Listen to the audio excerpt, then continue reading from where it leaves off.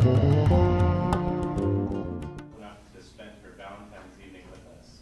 So without further ado, we'll get her started, and then afterwards I'll talk about what positions are available. Thank you. Oh, perfect. Thanks, Mike. Thank you all for being my Valentine tonight. Like Michael mentioned, I'm a user experience researcher at Google, and I've been there for about 5 years now, and currently I'm with a team called the Next Billion Users. And previous to that, I was at Google Access and in Google.org, Social Impact Division. And I've spent about a decade now looking at design and deployment of technology in developing countries. So today I would like to share with you some of our recent projects in the past couple of years on understanding or designing technologies for constrained infrastructures in emerging markets. So I'll start off by talking a little bit about emerging markets, and then I'd like to share with you 3 case studies. One from a mobile data transparency project in Ghana, another from building one of the world's largest public Wi-Fi systems today in India, and another more recent project on the response to a very severe natural disaster in the South Indian city of Chennai. The internet in emerging markets is on the rise, and if you look at the growth patterns, almost all of the next billion users that are coming online in emerging markets. That's also because the Western markets are by now highly saturated. And the internet has been through an evolution in emerging markets. So what you see here on the left-hand side is a Google Internet bus. And there have been other similar projects like this, like DACnet from Media Lab in the early 2000s, where internet would travel to remote communities. And connectivity would come on and leave with data every once in a while, and there were rhythms around this. And today, this is what you see on the right-hand side. This is from Kibera, which is a slum in Nairobi.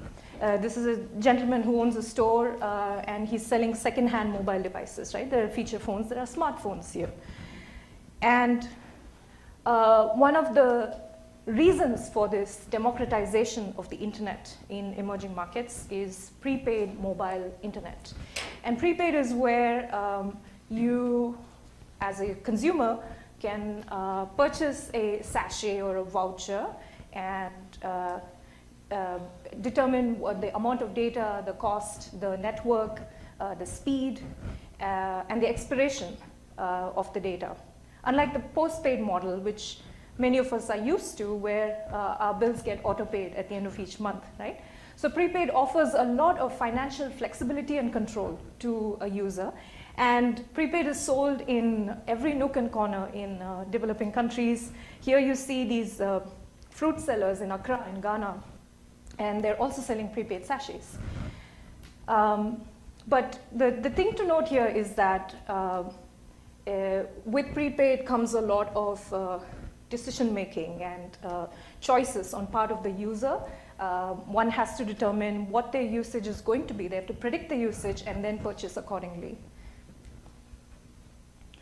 Let's look at some numbers. The internet, while it is growing throughout the world, is highly unevenly distributed. So in the US, the average speed of the internet is 15 Mbps, and the average cost of the internet is less than 1% of one's income. In Nigeria, it's 3.3 Mbps, and it's about 5% of one's income. In Uganda, it's 1 Mbps and 11% of one's income. So the internet is a highly constrained, expensive, and precious commodity in developing countries. So I argue that what we see from our research is that the experience of being online is highly heterogeneous while it is happening, the growth is happening. There are connectivity issues that lead to offline as being the more common steady state rather than online. There are economic barriers. Like I mentioned, internet can be a substantial proportion of monthly income.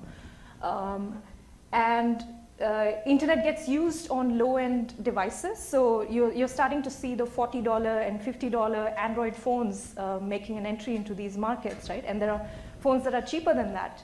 And they can be non-standard, non-compliant, and exist in many, many different variations. And while we in the Silicon Valley are making a turn towards Internet of Things and cloud, and more reliance on the internet with contextual systems, the developing world has a very different experience. So our notion of ubiquitous anytime, anywhere, I can always trust the network to be there, doesn't exist. And I argue that this is an unequal experience for people in the global south.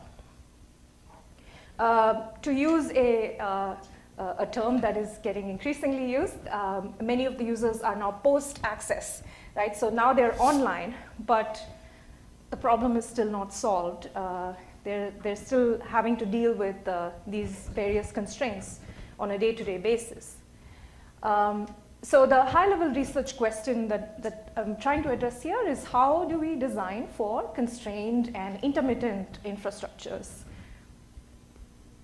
And we see from our research that there is a lot of strategic planning on part of users to use the internet on a daily basis.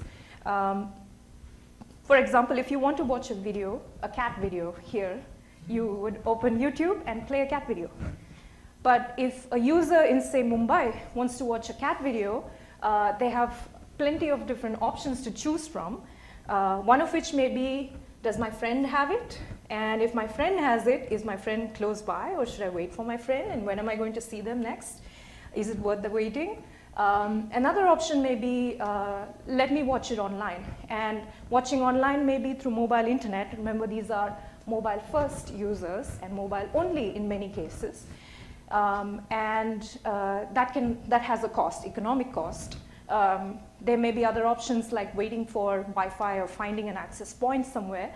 And again, that has variations in terms of speed and coverage, and the network may be faster at night, so maybe that means waiting for the speeds to pick up at night.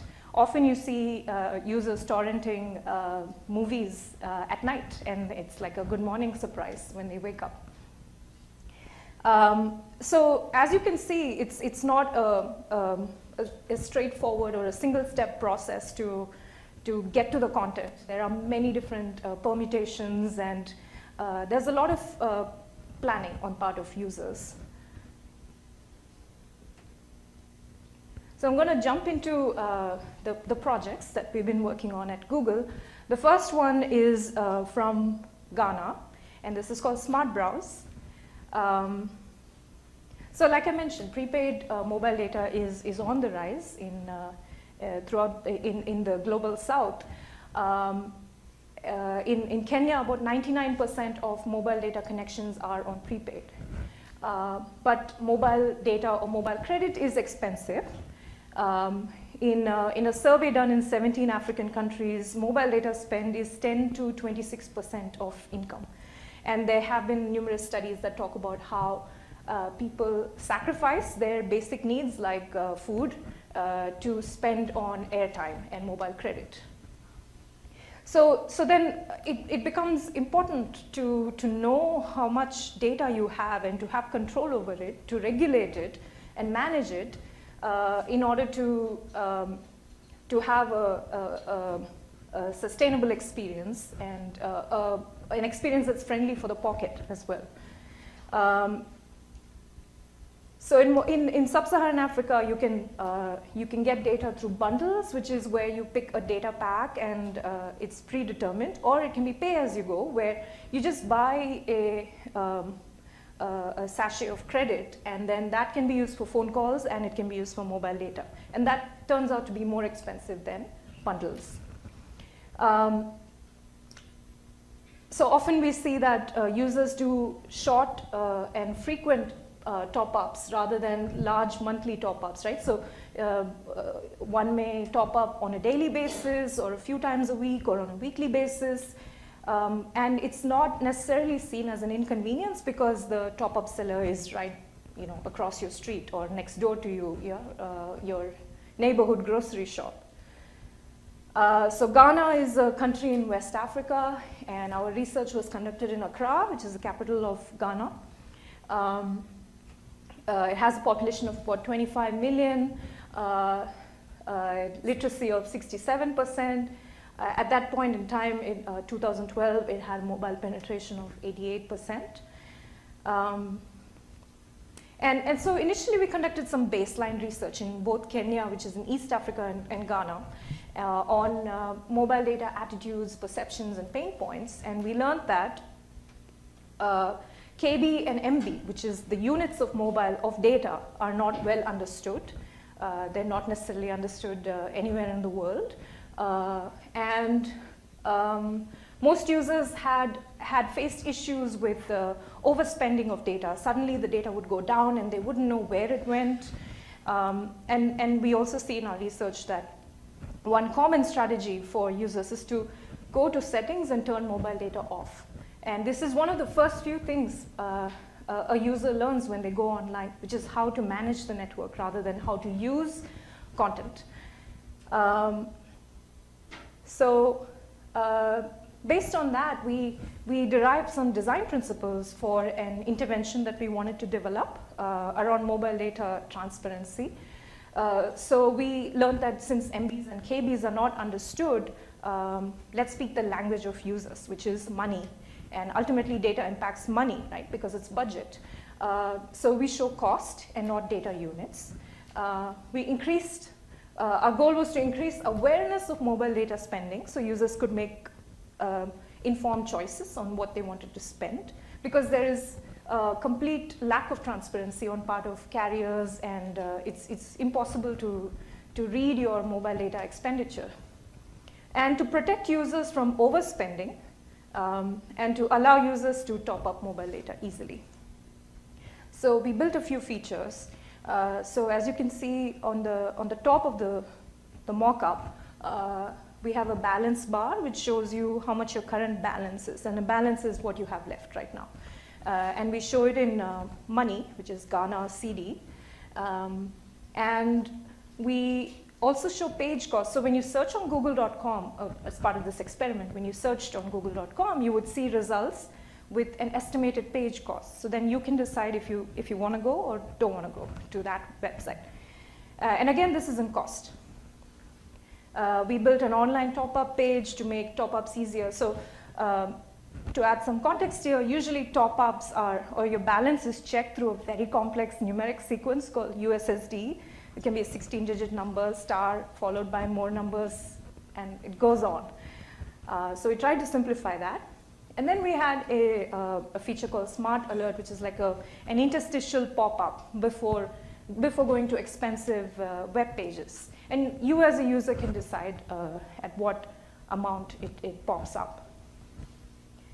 So we ran some user studies in designing the system, and a pilot study before we deployed it. And then for 3 months, we deployed Smart Browse in the field in the University of Ghana in Accra with students and some staff members.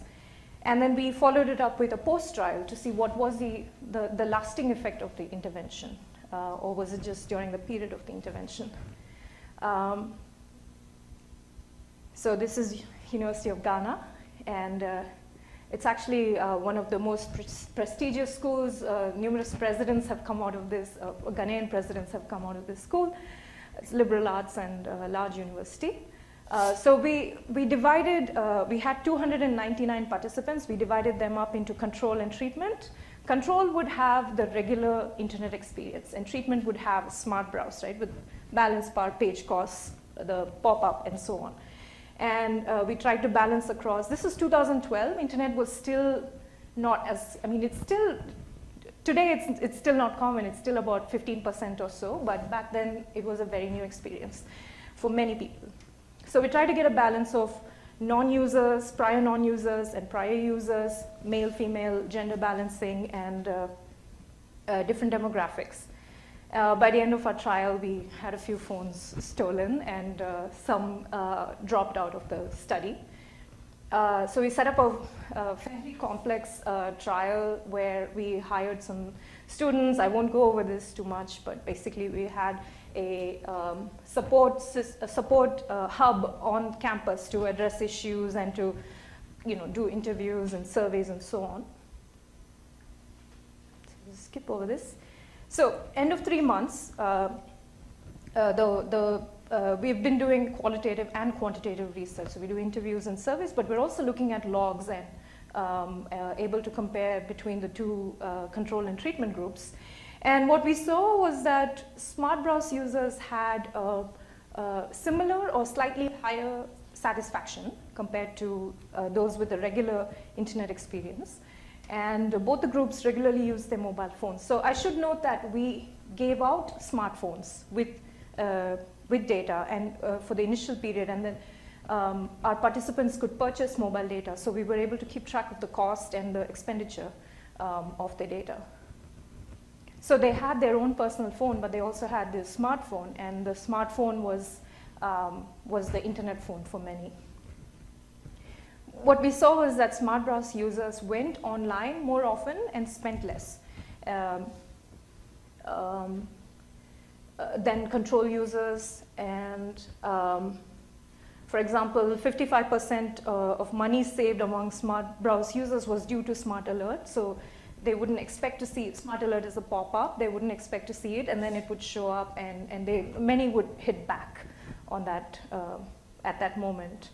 And we also saw that overall, because we were keeping track of costs, since we were selling the top-ups, we could see that smart browse users spent less money.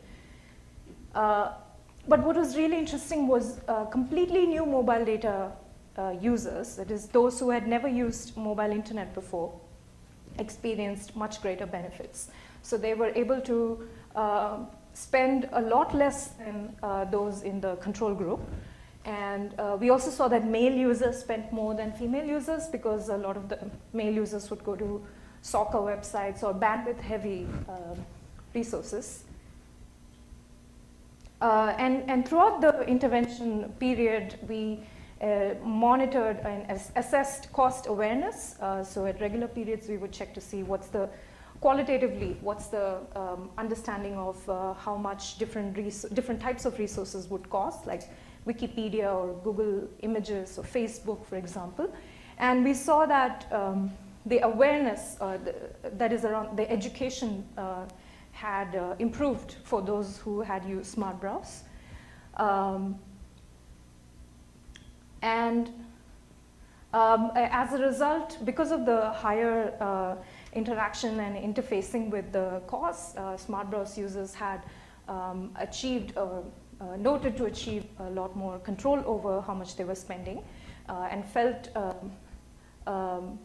and many of them found strategies. So they learned about the behavior. For example, this user says, I used to go to soccernet.com to check football scores, but then I realized it cost 18 pesos from the pop-up, so I stopped going there now and I go to goal.com. So some users found cheaper alternatives to go to websites. Some others, for their favorite websites like Cosmopolitan, for example, would continue to go there, or Facebook would continue to go there. But they knew what the costs of their browsing decisions were.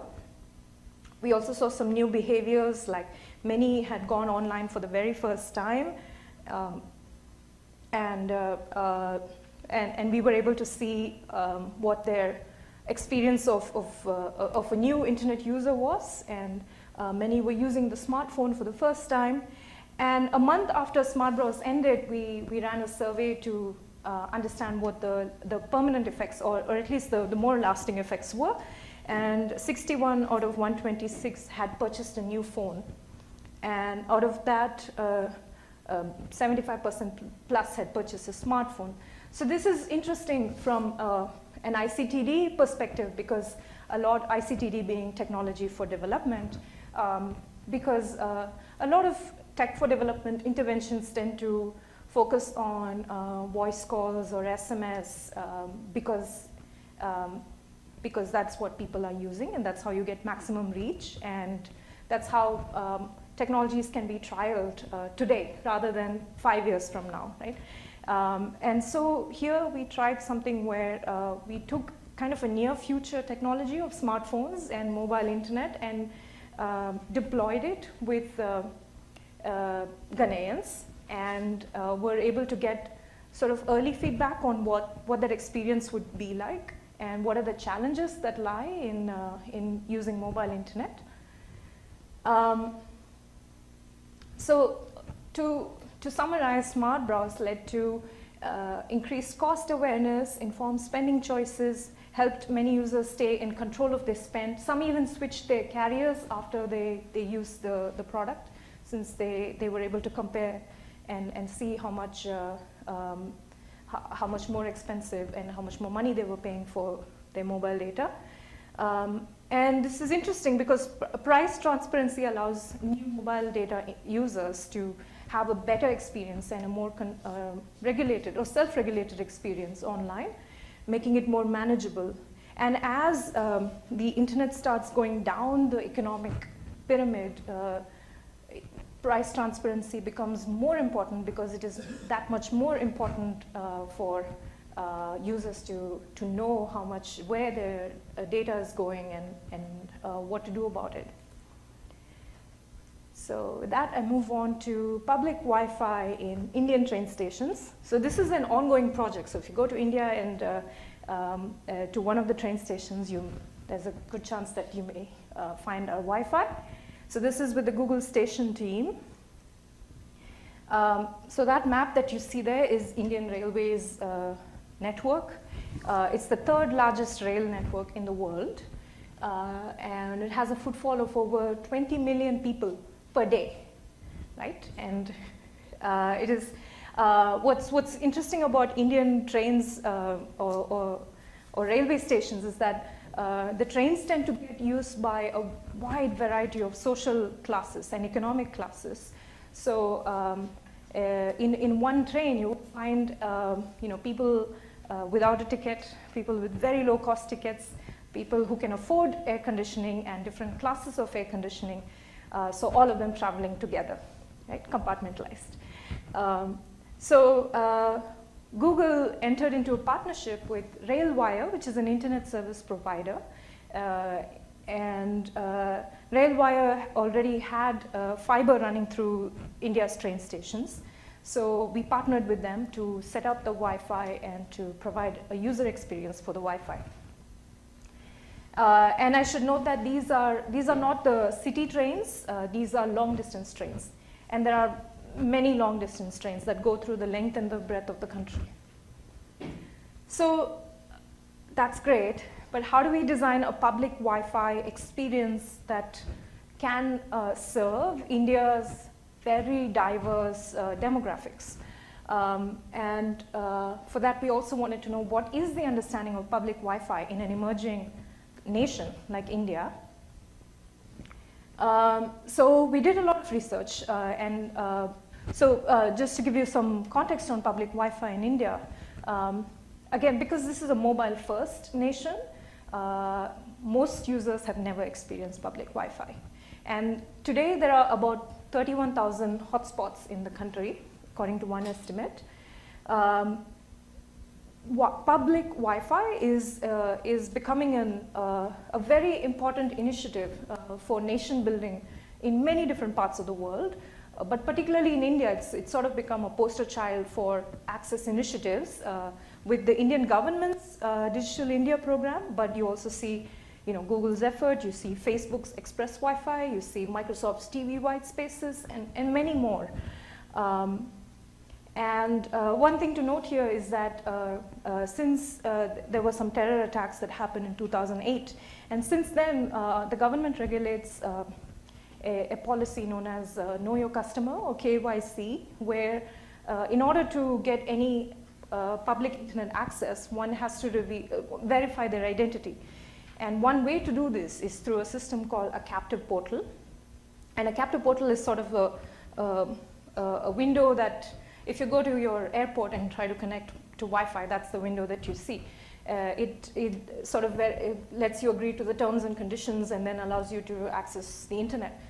But in India, for the captive portal, one has to enter their phone number and then receive an SMS with an access code, and then that code is entered back into the captive portal. Seemingly simple, but deceptively so, and I'll get into that.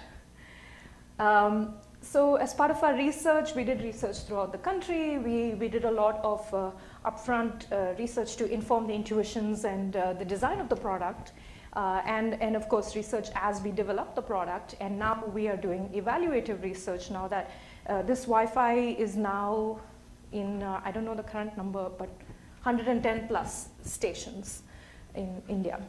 And we went to a mix of large towns and large cities and smaller towns to get a sense of the demographics. And keep in mind, because these are long distance trains, you can find passengers that are from another part of the country in any of the given stations, right? Because they're passing through, they're changing trains, trains are delayed, and so on. So despite Wi-Fi being very new, it's a nascent phenomenon in the country. What's really fascinating is that most people that we had spoken to had heard about Wi-Fi, but most have never experienced Wi-Fi. So in India, out of 1.3 billion people, 20 million households have broadband. And that's, even if you assume 4.9 per household, that's less than 100 million people have broadband access. And broadband in India is defined as 512 kbps. So most have never experienced high quality, high speed internet.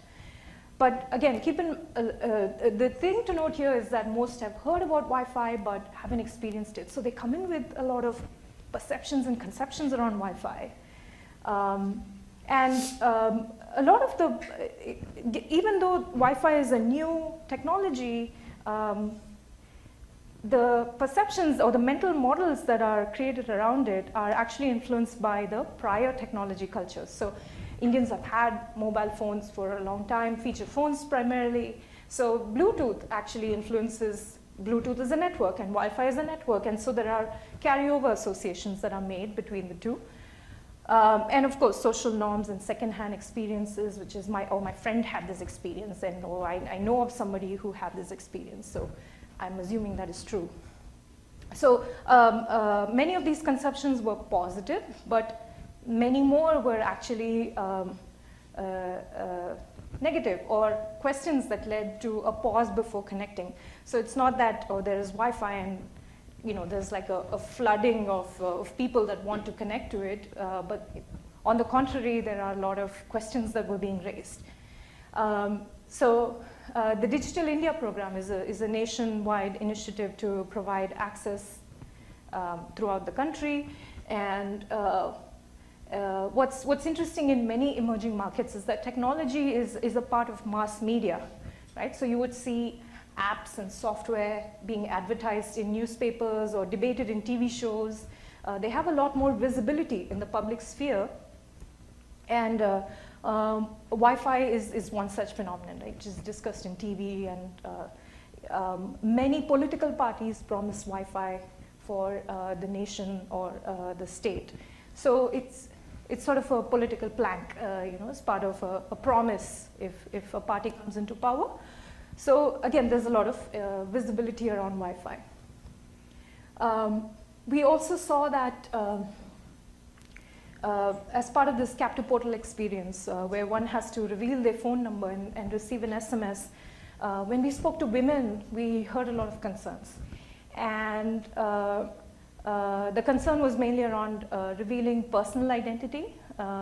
In India, the context here, or in South Asia, harassment is a common experience worldwide. But in South Asia, there's been a lot more public consciousness around sexual harassment since the 2012, which you may have heard about, rape incident. And there are the consequences for online blending into offline. So just a few months ago, to give you an example, there was a lady whose Facebook profile picture was morphed into adult content, and she faced a lot of stigma from her family, and she committed suicide. So the concerns are not irrational, and they're kind of well-founded in the reality. So we heard from a lot of women that they were hesitant, or they would just not go through that experience of captive portal to give out the phone number. We heard things like, you know, I don't like if they ask for my number. We're ladies, we face harassment problems. You're always thinking, will they send us a dirty message? Or will they take our profile picture and morph it?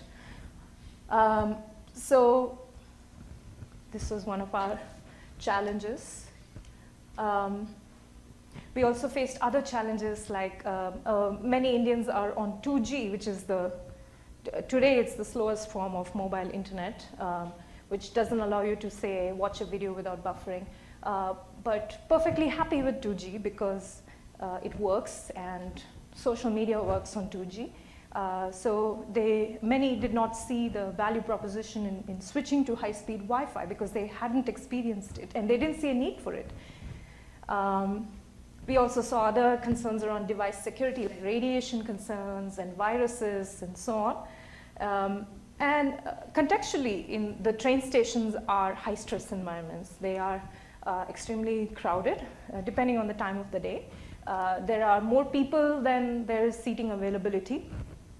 And a passenger is constantly flooded with information through many different modalities. There's audio information on trains, there's displays like this, and then there are people, right? The bookshop owners, or soft drink sellers, who also act as information hubs for knowing when the train is coming, which platform, and so on.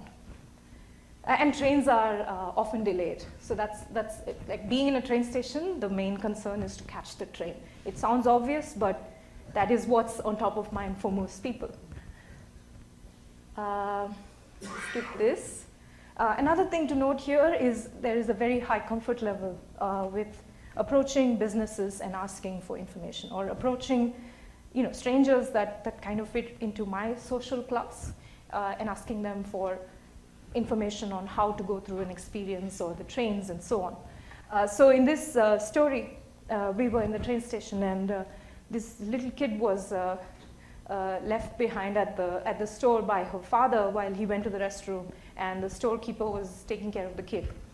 So there's a lot of informal trust and word of mouth, and a higher degree of just talking to people for information. So humans rule more than technologies. So we built a system, and our system was a captive portal, because that is the most inclusive way, because you don't need to install any special purpose software. It works on any browser. It can work on a higher end feature phone. It can work on a laptop, and so on.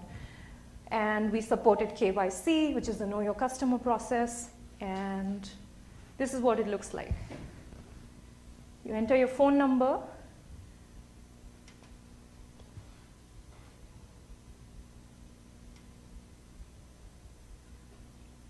Hit receive SMS. And then you get an SMS with the OTP code. It's a one-time password code. And then you enter that here.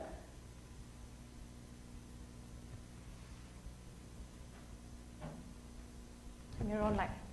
Very simple, but a lot of issues.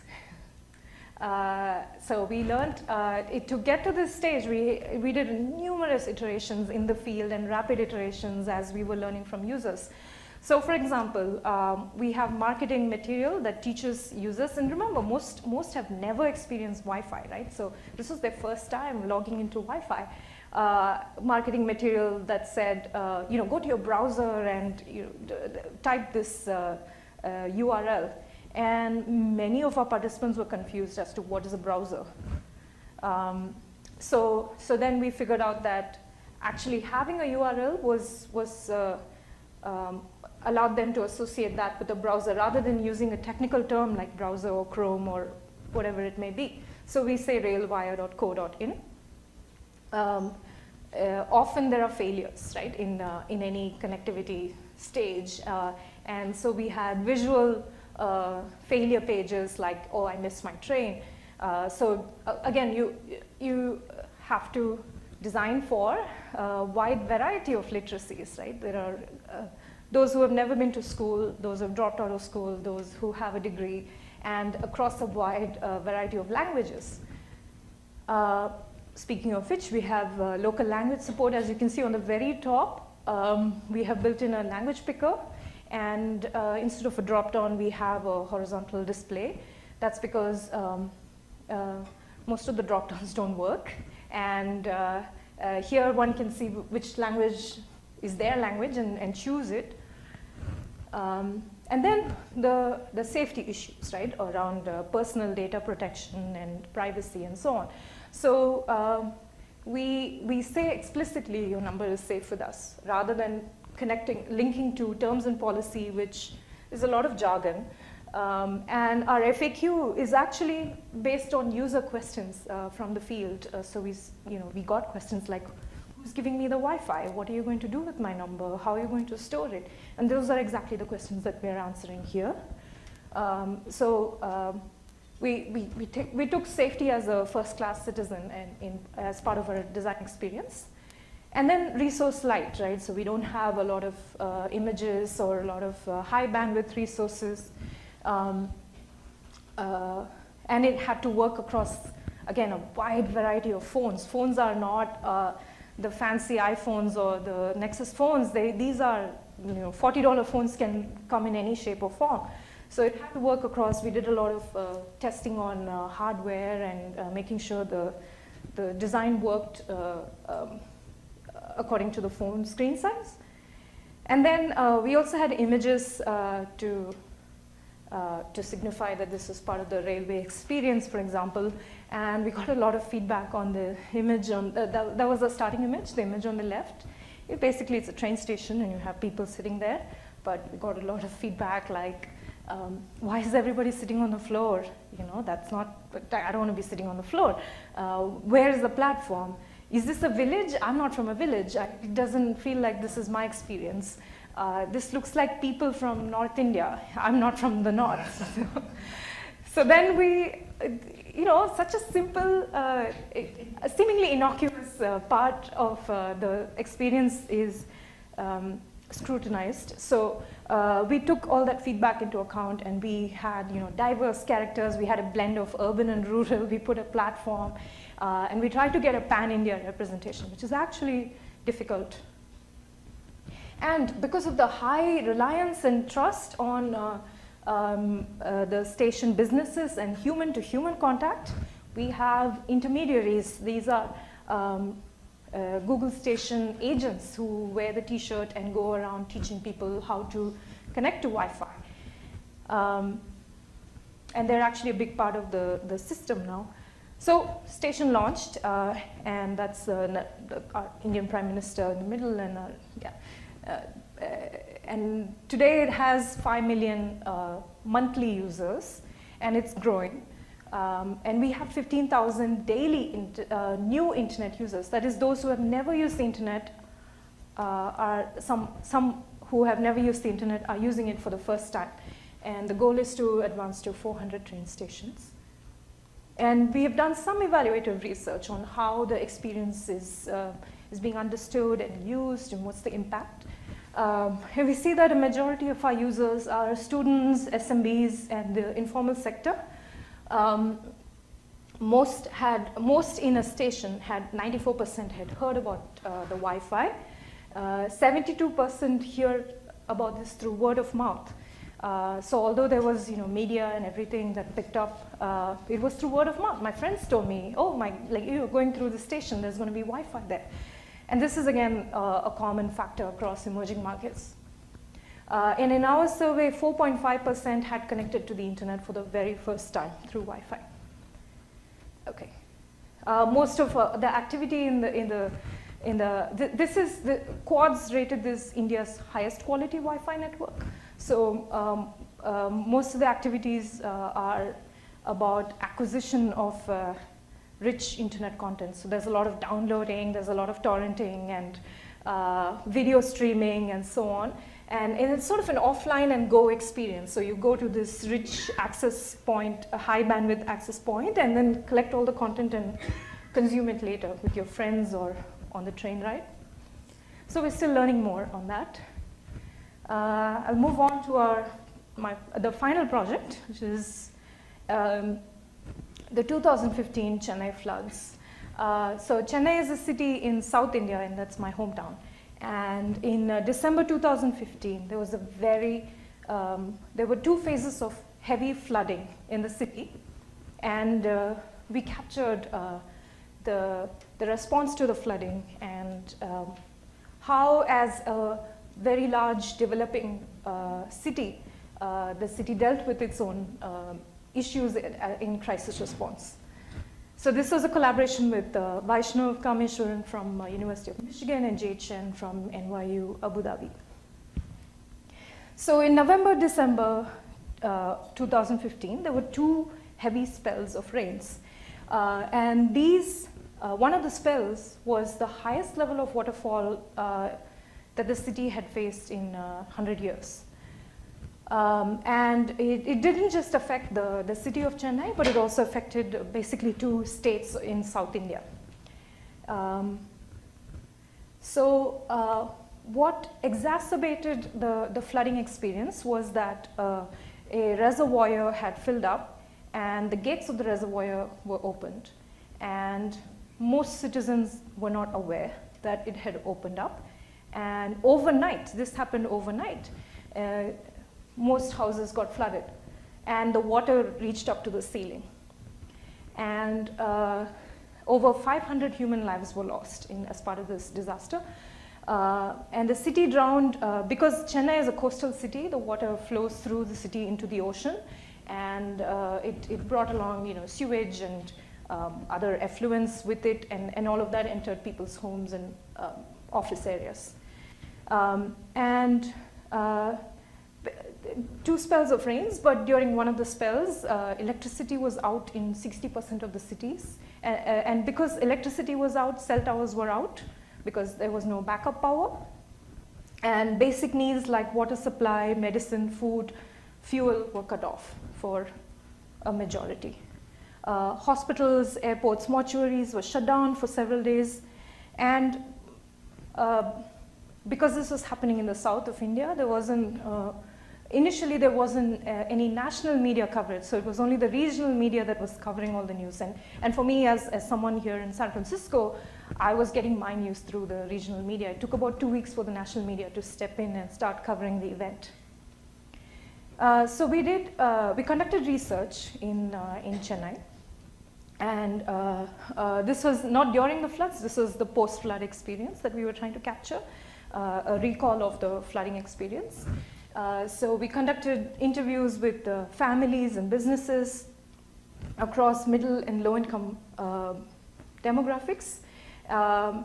You can't really see on the map, but we chose sites that were along the waterways of Chennai, right?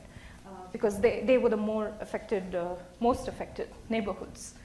And we also met with fishermen who had volunteered their time and resources to send their boats and rescue a lot of the citizens. In addition to the families, we spoke to volunteers. So what was fascinating about the floods was, and again this is documented in research, that when there is a crisis event, people's altruism goes up. Right? So during the flooding, a number of decentralized volunteer groups emerged, and most of them were not a part of nonprofits. They were regular citizens that call their friends or their neighbors or siblings and form groups to start rescuing people in the neighborhood or finding aid and supplying aid and so on. So we interviewed 8 different volunteer groups, one of which was a global group all the way up to hyper-local groups with about 5 members.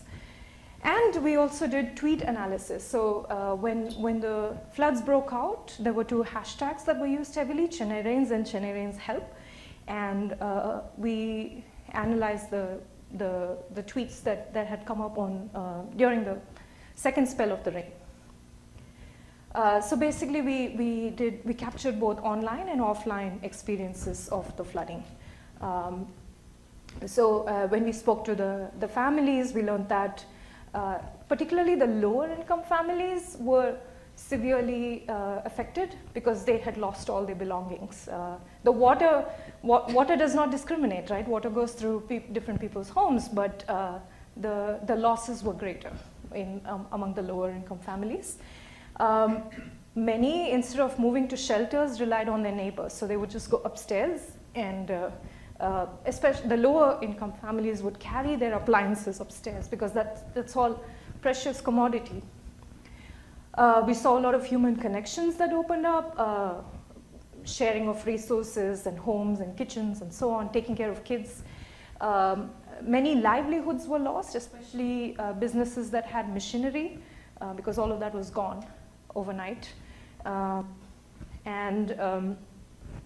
After the floods, the government provided some financial assistance, and we heard on the ground that not all the families had received it, some did, some didn't. So this picture is one of our participants pointing to the water level that had, so you can see the car was submerged, could have been submerged. And what's interesting is because Chennai has, or India has infrastructural constraints of various forms, electricity, internet, etc., there is a high resilience with low tech and switching to backups or analog forms, right? So when the floods had happened, many of the families switched to candles and radios powered by batteries, and the radio stations became one of the organizing hubs. So because there were a lot of viewers, you can't watch TV, but you can listen to radio because it's battery powered. So what we saw is that in a developing context, at least in this case, it was easy to switch to a low-tech environment, which may not have, if I lose power, I don't know what I would do here. So like I mentioned, there were a lot of decentralized groups that had emerged spontaneously with very little coordination across them. And basically this was someone in a group saying, hey, let's do this, and it snowballed into something bigger. And decisions were made based on who the groups thought was most deserving, and they would go out to, for example, the slum communities in a neighborhood and help them out. The Tamil diaspora, that is, Tamil is the language, the diaspora from the state played a key role in collecting funds and we looked at the tweets, and the top 5 countries that tweeted were UAE, USA, Saudi Arabia, UK, and Oman. The Bay Area had a number of restaurants that had donation drives as part of this event. There were round-the-clock responsibilities that were created because the groups were distributed. The groups that were awake during day hours would then pass on the responsibilities to the groups that were awake in another part of the world to coordinate.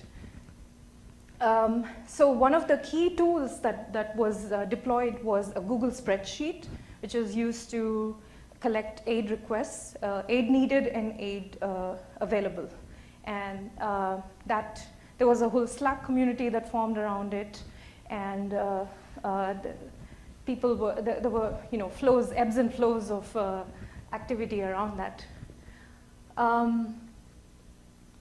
Like I mentioned, most of the city lost power and internet. And the main technology activity was around verifying and sourcing the relief requests. That is, does this person truly deserve aid, and have they received the aid that we sent out to them? And there were a lot of non-standard solutions. So the tools that were used a lot were social media tools, because that was what was already available, WhatsApp, Facebook, etc. And that was used to coordinate and mobilize resources. The few areas that had power became the hubs of activity. People gravitated at great peril in many cases, because you can't even see the depth of the water. This became an offline first environment. Paper played a huge role in in surveying and in documentation and in keeping track of requests. And this is a to-do list from one of the volunteers. And we also learned that aid requests were often false. There was a verification problem, which I'll get to in a second. One of the groups created a very sophisticated way of disbursing aid by parking a van. And because they saw that there were a lot of people that were flocking and said, oh, I haven't received aid, they moved the van far away, and they would mark their, so this group decided to not do it for one day, but to do it for 30 days. So get to different parts of the community. And they would create a unique identifier on any of the aid items, which could be rice, could be buckets, clothing, and so on. And they would send out volunteers to go into each home and verify if there was any unique ID already in the home, and then they would take a picture and then come and collect their aid. So some very sophisticated systems emerged overnight in the face of the floods. So what was really interesting is the government is not really online. And there was a lot of fake information. As with any flood or any natural disaster, there was fake information floating around. For example, crocodiles have come out of their enclosures because of the rising water levels, and now the city is flooded with crocodiles. And there were other fake news items like tsunami alerts, and NASA says there'll be another round of flooding, and so on. So celebrities played a huge role in the content verification and filtering. We looked at the 50 most influential accounts that used the two hashtags. 26 of the 50 were celebrities, and these were film stars, these were cricket sportsmen, and so on. And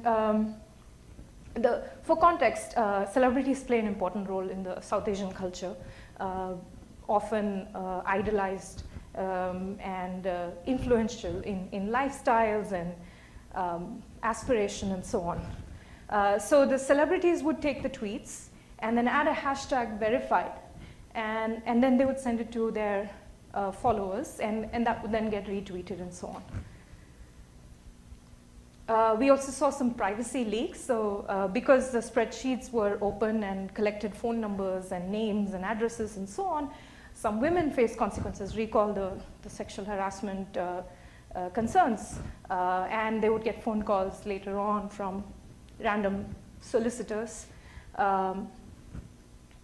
What we also saw was that when we looked at the tweets, the areas or the neighborhoods that had tweeted the most were the high-income neighborhoods. And those that were most affected were the low-income neighborhoods. And so the information that was being propagated on this, on the Twitter medium was not really reaching those who needed it the most. So the circles you see are the tweet bubbles, or the areas where tweets came from, and then the dots are kind of where we did the field research. This is the lower income neighborhoods. When the gates were open, the reservoir gates, that information went online through Twitter, and of course it did not reach. Again, India has 15% internet access, and most of which was down. And there was a lack of coordination with any government channels. A lot of the decentralization was great, but at the same time, there wasn't any coordination across the different groups, and of course with the government, because at the end of the day, for some of the more intensive emergency needs like airlifting or fire, you do need government services. So we saw swift and gap-filling responses, but there was a lack of a standardized interface because people appropriated whatever was available to them. This is not a time to install an app, right? It is, you use whatever you have, which is word of mouth or telephone lines if they're working, or social media, working with existing limited resources. So it seems like crisis technology can, particularly in developing countries, has a lot of opportunity to think about, to borrow from tech for development and to think about resilient and intermittent and offline environments and how to work among those environments. So with that, I'm towards the end of the talk. So from the various case studies, we see that infrastructure is intermittent, it's constrained, it can be expensive. It's never a given. And the network is top of mind for a lot of internet activity. And today when we launch software, it's as easily done as pressing a button, and it travels throughout the world, right? But it's important to think about those who may be using it on the other side of the world or in different parts of the world.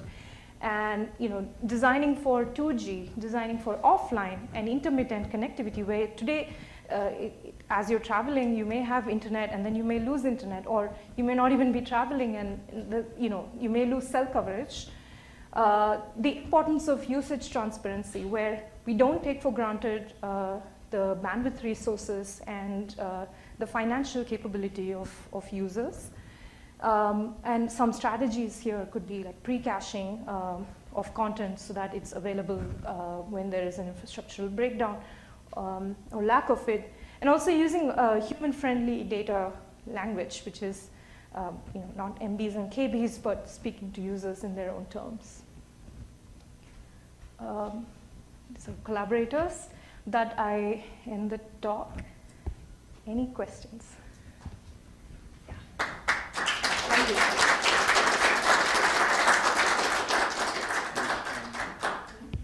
5 minutes. Yeah. Yes, we have a question. So I felt that with the Chennai floods, I guess it's like a research study into understanding how technology was used there. I was wondering whether you guys had, given that research, considered any solutions to the problems that you observed? Like, the fact that the high-income neighborhoods are the most benefited, the fact that the low-income neighborhoods don't really have access to the technology to solve that problem. We have been in discussions with our crisis response team, and they're aware of the results of the study. It's actually a very hard problem when there is no verified information to then post it onto like a crisis response page, because you don't know if it is true or false. And that may have real implications for people, right? The crisis response team is looking into voice calls and SMS for general crisis events, and that should enable the broader reach of information in low-income neighborhoods.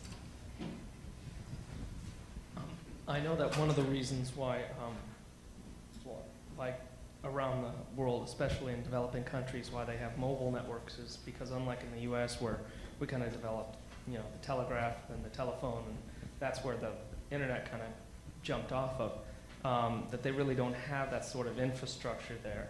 And so I guess the same thing is going with internet, that they're jumping off the mobile system because they just don't have the system like we, or they don't have the infrastructure that we do, as in like fiber optic or even just plain old copper lines.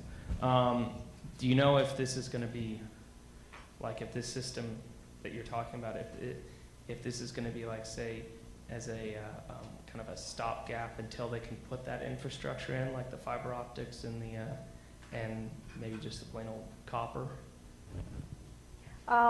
That's a good question, and I'm not sure if I have the proper answer to that, because that's an infrastructure question. So copper and optical fiber are very expensive, right? And that's one of the reasons why you only see 100 million people having access in a 1.3 billion country. The trend seems to be pointing towards mobile data as the growth, right? So it's, even if 2G is currently popular, many markets are moving towards 4G, not even 3G. And for example, in India, there's a new carrier called Jio, which is subsidized, basically giving 4G plans for free for a limited time period. And that has caused a major disruption in getting mobile data users towards these high-speed networks. Public Wi-Fi is another area. So, like I mentioned, it's seen as access for citizens, right? So, subsidized or paid public Wi-Fi by the government or by industry is also seen as a supplementary method to mobile data, but I'm not sure about home broadband internet as the future, because that's expensive. I was very interested in the scarcity of data and the price of it as being a central feature in all of these. Did you have similar experiences with battery life? You mentioned that during the floods that became a scarce commodity, but is that something that's on people's minds at other times as well?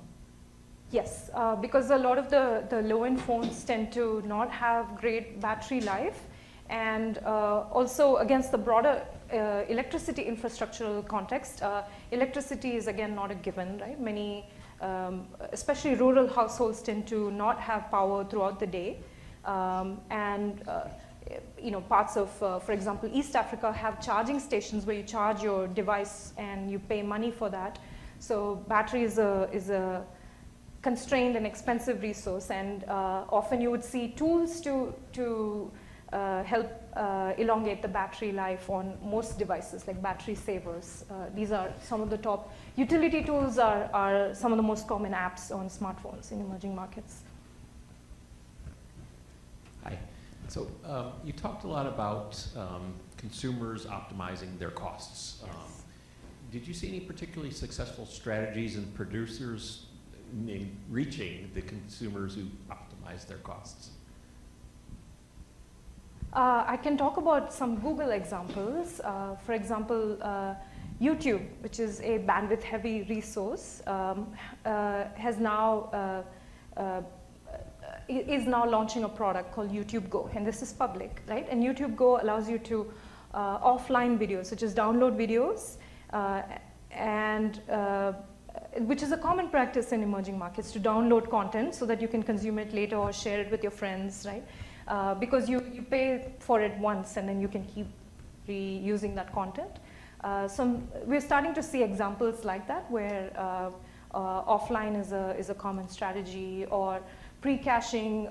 You also see differentiation between mobile data and Wi-Fi, because data tends to be more expensive than Wi-Fi.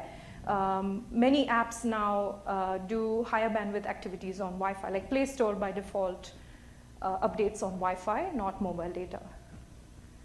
So you're starting to see more granularity in the networking resources that apps are using. I hope that answers your question.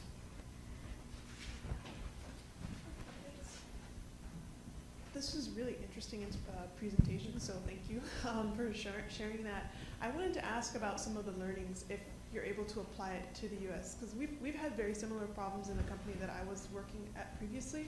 But the problems, like with the bandwidth and all of that, with schools, especially schools in low-income neighborhoods, et cetera, et cetera. But then there's the red tape of the government of trying to work with. I was just wondering if you found it, if you could apply these things to what is happening here as well. Or if it's more like, you know, the focus is more on the emerging markets outside. Yeah, that's a great question. And of course, there are pockets of poverty throughout the world. It's just it's a different experience in different parts of the world, though. What we say is that if you build for constrained infrastructures or constrained budgets, or if you build for diversity, that makes a globally superior product, right? Because then it can be, you know, a product that works offline is actually great for me in San Francisco, because often I don't have network at home. Yeah, the design decisions that we make are not just about people in developing countries, but they end up scaling throughout the world. There's no more questions. We'll say thank you so much to Nithya. Thank and you. have safe travels. Thank you.